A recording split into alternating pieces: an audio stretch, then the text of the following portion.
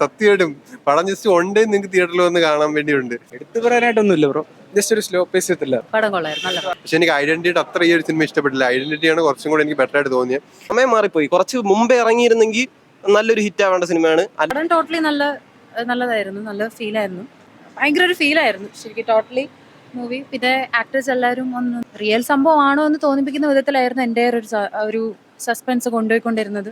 ആ suspense last വരെ maintain ചെയ്തു എന്നുള്ളതാണ് പടത്തിന്റെ ഏറ്റവും നല്ലൊരു ഹൈലൈറ്റ് ആയിട്ട് ഫീൽ ചെയ്തത്. പ്രേക്ഷകർക്ക് ഇൻട്രസ്റ്റിംഗ് ആയിട്ടുള്ള കുറെ ഫാക്ടേഴ്സ് ഉണ്ട്. മനോഹരമായിട്ടുള്ള ഒരു സിനിമ, കൊള്ളാം, നല്ല പടം. ഓൾമോസ്റ്റ് എല്ലാം കൊള്ളാം, സ്ക്രിപ്റ്റ് എല്ലാം നൈസായിട്ട് ചെയ്തിട്ടുണ്ട്. സ്ക്രിപ്റ്റ് നല്ലതായിട്ട് എഴുതിയിട്ടുണ്ട്. എടുത്തു പറയാനായിട്ട് ആ പടം അങ്ങനെ ഒരു ഓൾട്ടർനേറ്റ് ഹിസ്റ്ററിയിൽ അങ്ങനെ ഒരു സാധനം ചെയ്തെടുത്തത് കൊള്ളാം, നല്ല രസമുണ്ട്.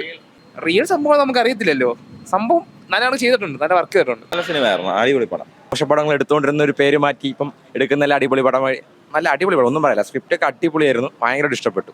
എടുത്തു പറയാൻ മേക്കിംഗ് തന്നെയാണ്, പിന്നെ സ്ക്രിപ്റ്റും, പ്രത്യേകിച്ച് സ്ക്രിപ്റ്റ് തന്നെ അടിപൊളിയായിരുന്നു. കാരണം ഒട്ടും പ്രതീക്ഷിച്ചില്ല ഇത്രയും നല്ലൊരു പടമായിരിക്കും എന്നുള്ളത്. നല്ലൊരു പടം, മസ്റ്റ് വാച്ച് ആണ്, എല്ലാവരും തിയേറ്ററിൽ തന്നെ. ഒരു സ്ലോ പേസ്ഡ് ഇതില്ല, അത്രേ ഉള്ളൂ. സ്ക്രിപ്റ്റും സ്ക്രീൻ പ്ലേയും ഒക്കെ അടിപൊളിയായിരുന്നു. BGM-ഉം ഡയറക്ഷനൊക്കെ നൈസായിരുന്നു.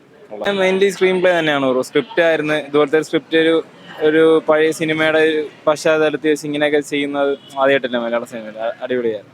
ബ്രോ ഒരു വലിയ സംഭവമായിട്ടൊന്നും പ്രതീക്ഷ പോരുത്, ജസ്റ്റ് ഒരു വൺ ടൈം വാച്ച് ചെയ്യാനുള്ള പടമുണ്ട്. കണ്ടിരിക്കുക, വലിയ ട്വിസ്റ്റ് ആൻഡ് ടേൺസ് ഒന്നും ഇല്ല. പിന്നെ നമുക്ക് കറക്റ്റ് ആയിട്ട് ഒരു 80s കാലഘട്ടത്തിലേക്ക് ആ ഒരു മേക്കിംഗ് സ്റ്റൈലൊക്കെ കൊള്ളാം. അനശ്വര കറക്റ്റ് ആയിട്ട് ആ ഒരു ക്യാരക്ടർ പക്കായിട്ട് അനശ്വരയ്ക്ക് ആപ്റ്റ് ആയിട്ടുണ്ട്.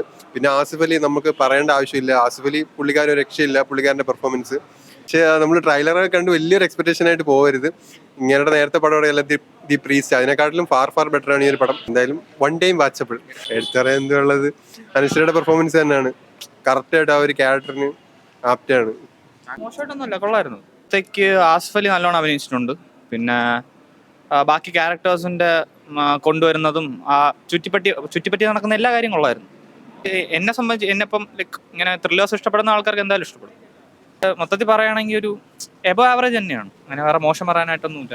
ആ ഒരു പവർ നമുക്കതിൽ കാണാനുണ്ട്. ആസിഫ് അലി ഇപ്പോൾ നമ്മൾ ഇഷ്കിന്ന കണ്ടതൊക്കെ വെച്ച് നോക്കുമ്പോഴത്തേക്ക് അതിന്റെ ആ ഒരു വേവ് കീപ്പ് ചെയ്ത് പോകുന്നുണ്ട്. ആണെങ്കിൽ അതിന്റെ നെഗറ്റീവായിട്ട് എനിക്ക് തോന്നിയത് ഒന്നാമത്തെ കാര്യം അതിന്റെ മേക്കപ്പാണ്. മേക്കപ്പ് വന്നിട്ട് കുറച്ച് പ്രശ്നമായിട്ട് തോന്നി, ആർട്ട് ആ ഒരു സെക്ഷനിൽ നിന്ന്. ബാക്കി സ്കെൽട്ടണോ അങ്ങനത്തെ സംഭവങ്ങളൊക്കെ കൊള്ളാം, പക്ഷെ ആ മേക്കപ്പിന്റെ ഒരു കുറവ് നമുക്ക് അറിയാനുണ്ട്. പ്രായമായവരെ കാണുമ്പോൾ പ്രായമായിട്ടില്ല, അവർ ശരിക്കും അങ്ങനെയല്ല എന്നൊക്കെ നമുക്ക് മനസ്സിലാവും. അപ്പം അത് ഈ ലാലേട്ടൻ പറയുന്ന പോലെ മേക്ക് ബിലീഫാണ് മോനെ എന്ന് പറയുന്നത് അത്രയ്ക്ക് ബിലീഫാക്കാൻ നമ്മളെ ബിലീവ് ചെയ്യിക്കാൻ പറ്റിയിട്ടില്ല. ആ ഒരു പ്രശ്നമുണ്ട്. അത് ഒഴിച്ചു നിർത്തി കഴിഞ്ഞാൽ മിക്സഡ് റിവ്യൂസ് വരുന്നുണ്ടെങ്കിൽ മലയാളി ഓഡിയൻസ് എന്തായാലും അതിനേക്കാളും മുകളിലെത്തി എന്നുള്ളതേ ഉള്ളൂ. അല്ലാതെ അത്രയ്ക്ക് നെഗറ്റീവ് പറയാനൊന്നും ഇല്ല. പക്ഷേ തിയേറ്ററിൽ വന്ന് ഓവറോൾ നമുക്ക് കണ്ടിരിക്കാൻ പറ്റുന്ന എൻഗേജിങ് ആയിട്ടുള്ള, പക്ഷേ അത്ര ഹൈ ലെവൽ നമ്മൾ എക്സ്പെക്ട് ചെയ്തു പോകണ്ടാത്ത ഒരു സിനിമ, നോർമൽ സിനിമ. നെഗറ്റീവ് അടിക്കുവാണെങ്കിൽ നമ്മുടെ ഓഡിയൻസിന്റെ ചിന്താഗതി എത്ര മാറി. കാരണം ഇപ്പൊ നമ്മൾ 2024 പടങ്ങൾ എടുത്തു നോക്കിയാൽ അറിയാം. കിഷ്കിന്ദ കാണ്ഡം അല്ലെങ്കിൽ സൂക്ഷ്മദർശിനി അങ്ങനെയൊക്കെ വരുമ്പോഴത്തേക്ക് അത് ഹിച്ച്കോക്കിയൻ ലെവൽ പടങ്ങളൊക്കെ നമ്മൾ എൻജോയ് ചെയ്യാൻ തുടങ്ങി എന്നുള്ളതാണ് നമുക്ക് നമ്മുടെ ലെവല്.